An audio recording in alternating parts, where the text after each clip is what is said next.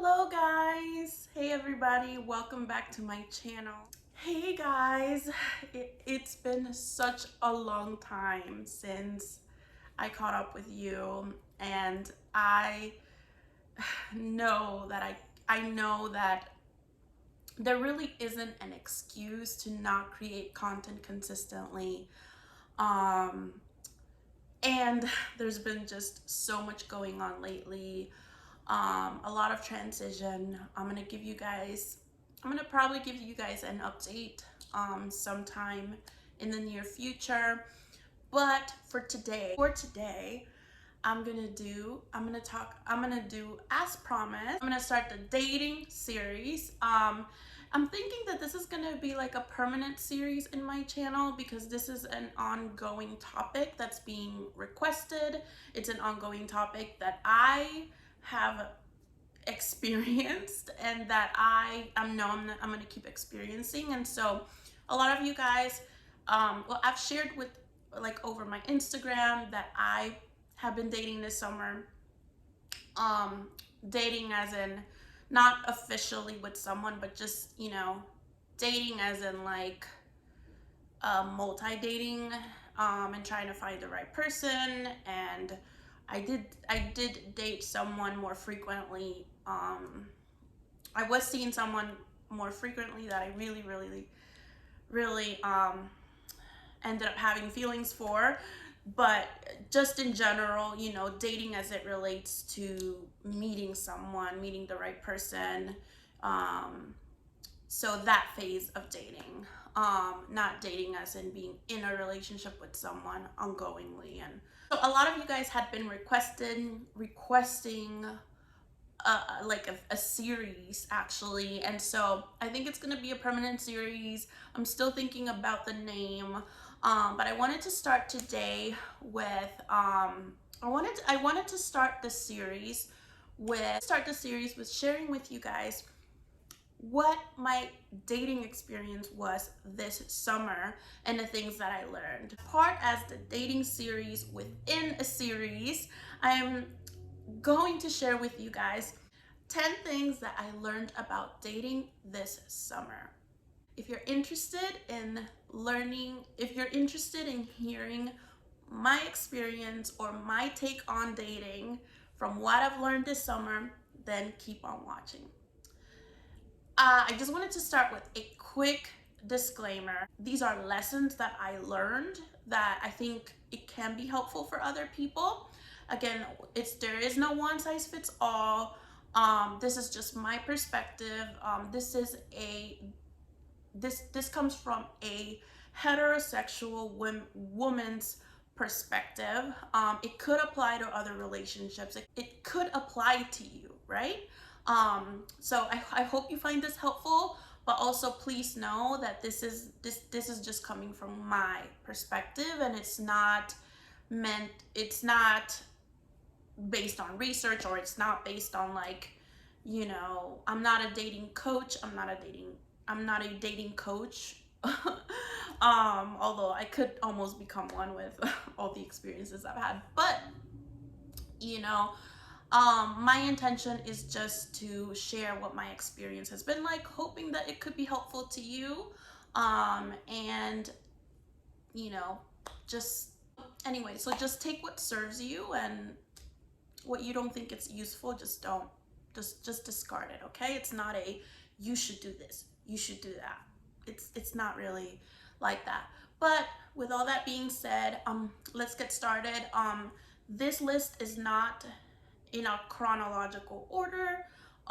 It's just things that I learned, and these are things that I didn't know before. Some of it I did know before, but these experiences of this year confirmed it even more.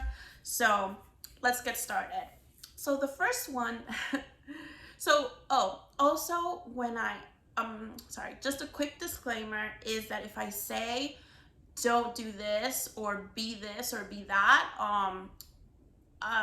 it's more so like what I learned, from my perspective as to what. I'm not saying that that's what you should do, but I'm just saying that this was a lesson that I you know, it's almost like I'm talking to myself when I say these things.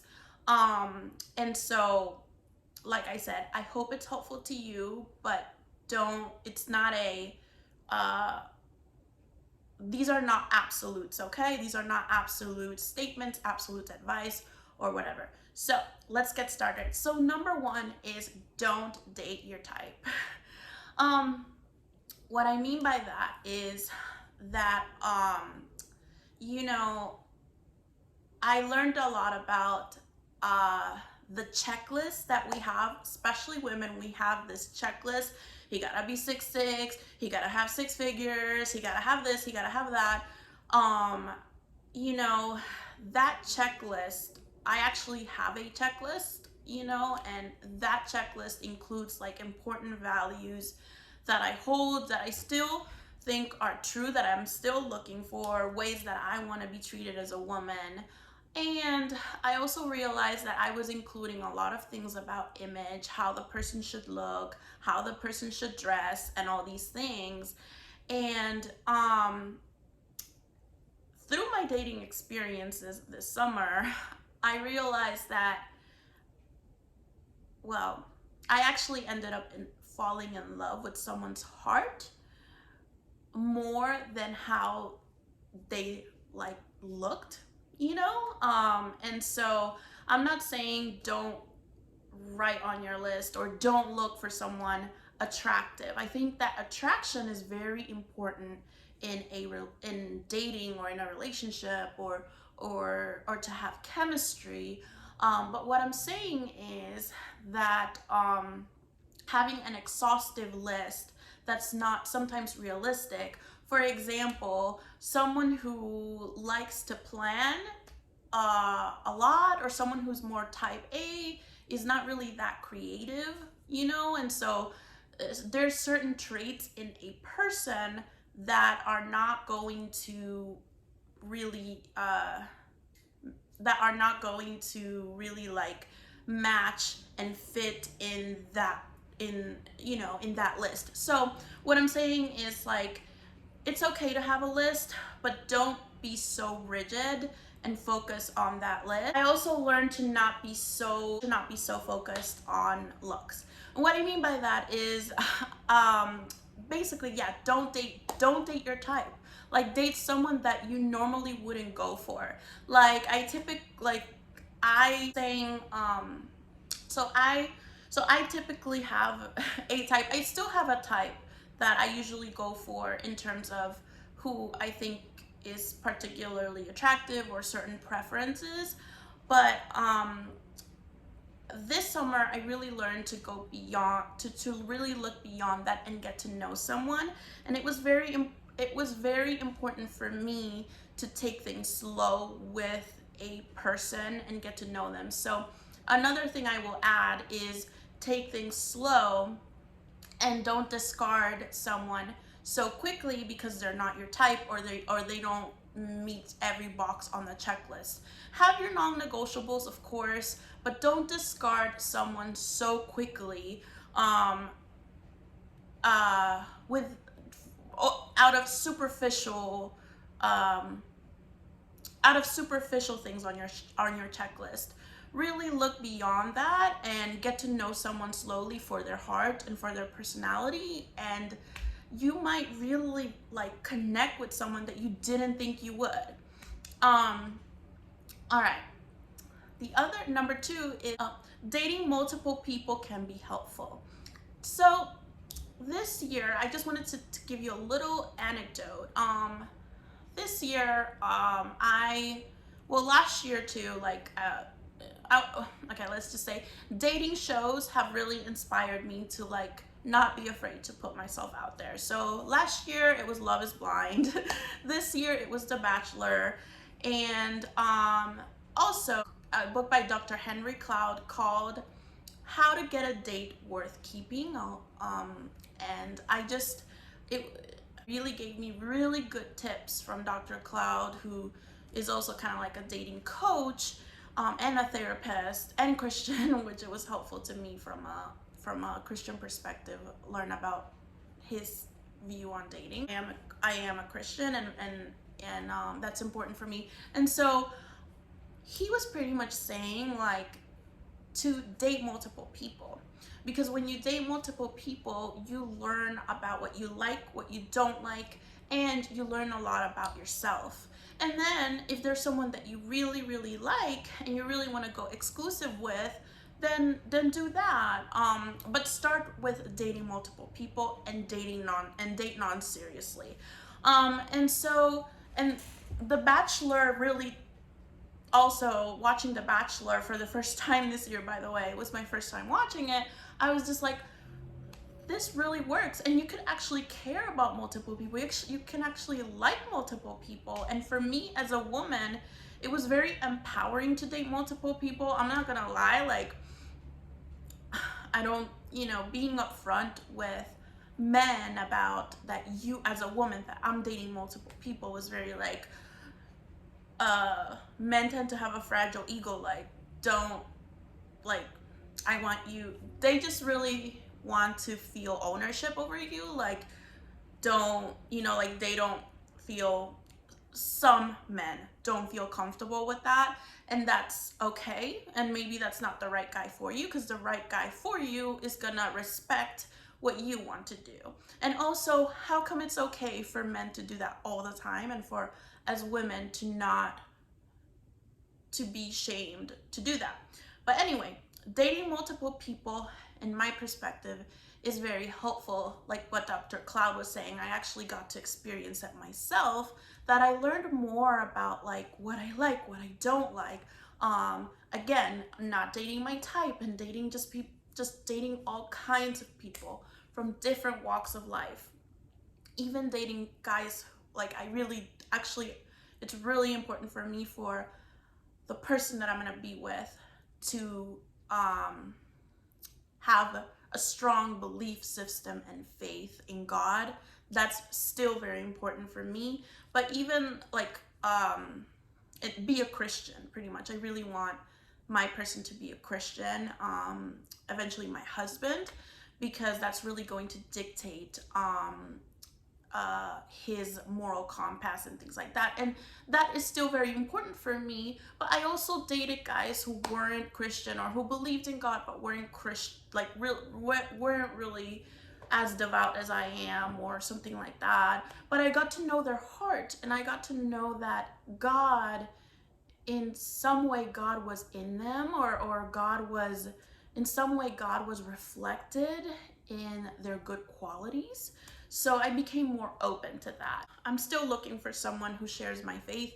It's very important for me. And so, but what I say all that to say that you just learn. I thought that I knew what I wanted in a man, and I was just like looking, like, and going with the checklist. But dating multiple people allowed me to realize, actually, you like this, and you like to be treated in this way, and you like when that person did this, and you didn't know that you liked it. So it was just like, it really helped me learn. So I want to say dating multiple people can be helpful. Again, it's not for everybody. It can be overwhelming. And it could be overwhelming. And I had to just, at first I started dating like a few people, and then it was like, no, let me just stick to like 2. So anyway, it can be overwhelming, but it can be also very helpful. Number 3 is that I learned that you can find someone who respects your values. Like I said, typically I really, trust me, I really have tried really hard to find someone who shares my faith. Especially because of the fact that I practice celibacy. Not perfectly. I've had my slip ups. I'll be real with you, but I do believe that celibacy is super helpful to get to know someone emotionally on the next level. So I learned this summer that could find someone who respects my values, even if they weren't celibate themselves. Someone who respected my sexual boundaries, someone who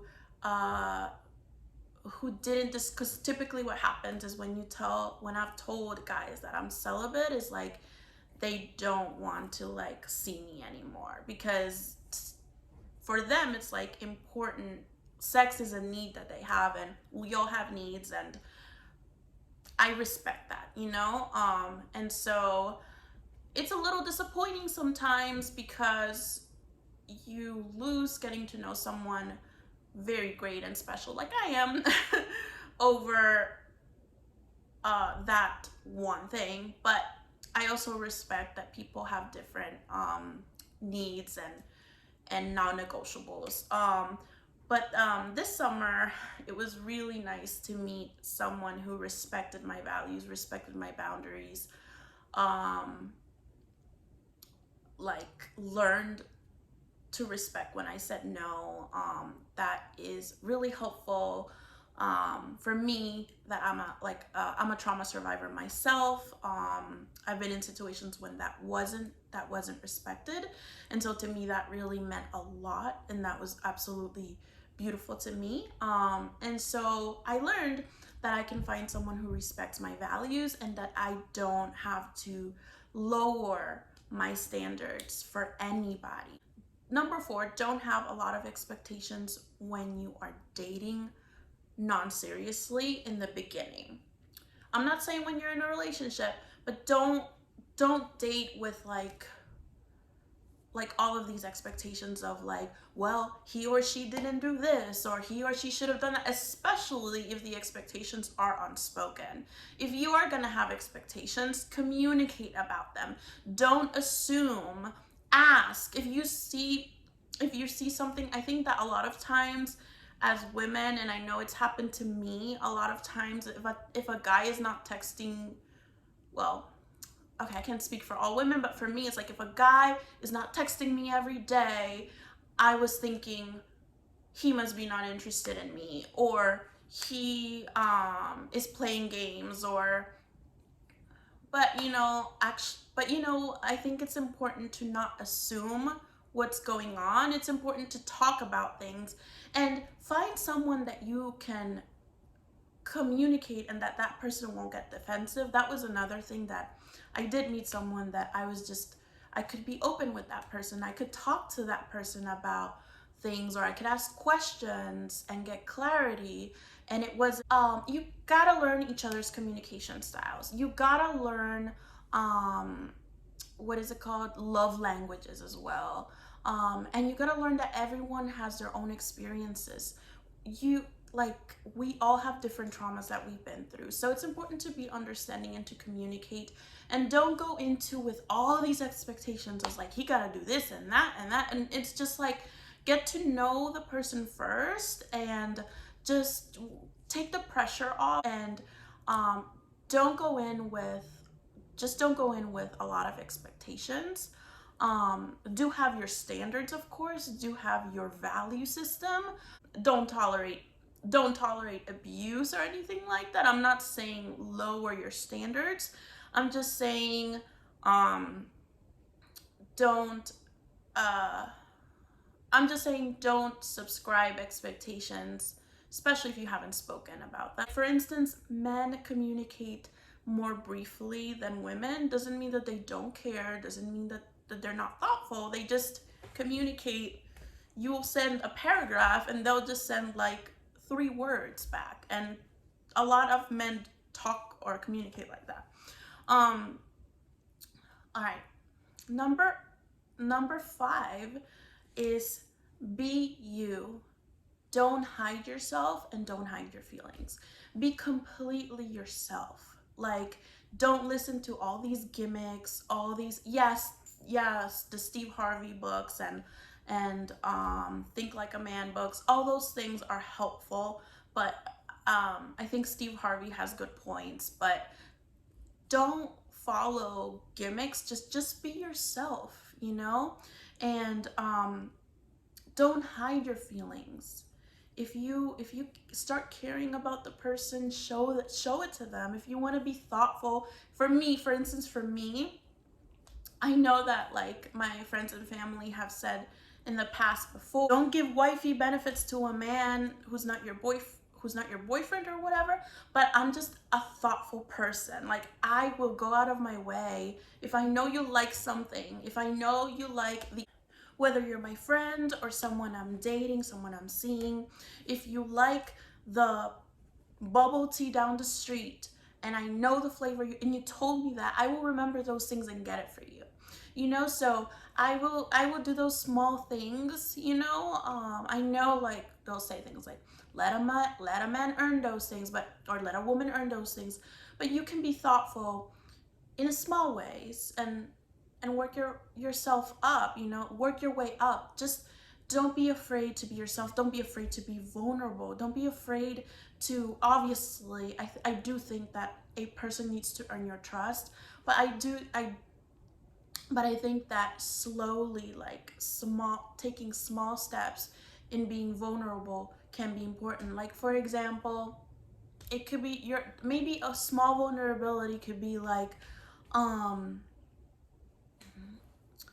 uh maybe a small vulnerability could be like, I don't like swimming because when I was younger I had an embarrassing moment, you know. Like, it could be a very small thing, but don't be afraid to be vulnerable. um if trauma comes up, because we all have trauma and we maybe get triggered through dating, notice it and process it with your supports or in therapy. But notice those feelings of discomfort, but don't run away just because it comes up. You know, like, know the difference when the person you are seeing is actually provoking the trauma, as opposed to you're being triggered because it reminds you of something. So you know, it's okay to be vulnerable. Vulnerability is what creates connection ultimately. And feel free to ask me any questions. I'm not a dating expert. Maybe I'll become one, who knows? But I am here, available to answer any questions. If you want me to do a Q&A, let me know. And you can DM me at introspectivepura, or you can email me at katie.pura@gmail.com. And so thank you guys so much. I missed seeing you guys, um, and I hope you have a great end of your summer. I will see you on my next video. Bye.